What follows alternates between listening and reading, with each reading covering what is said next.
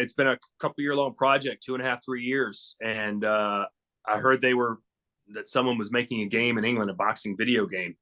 And a guy sent me something on Instagram about it, like a DM, like, hey, I'm a fan or whatever. And I wrote back and said, oh, thank you.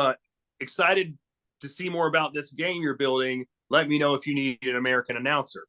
And he's like, oh, we'd love to have you. And it was like that quick.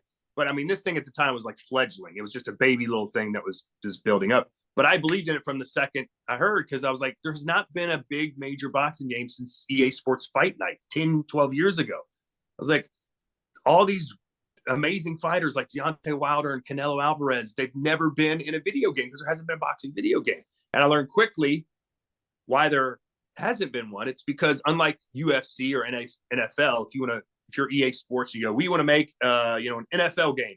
You go to Commissioner Roger Goodell, you work out an agreement, you sign a giant contract, it's all distributed between the players. Well, for boxing, you got to go sign each individual fighter. It's like an individual sport. There's no league.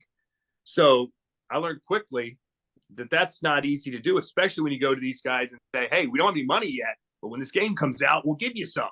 Will you sign here and be exclusive just to us? So it was not an easy process, but we started getting some smaller fighters, and I was in charge of signing the fighters, and we get a little bigger name and a bigger name and a bigger name. But the next thing you know, we have an amazing roster of over 200 fighters. So the game right now is only available on PC.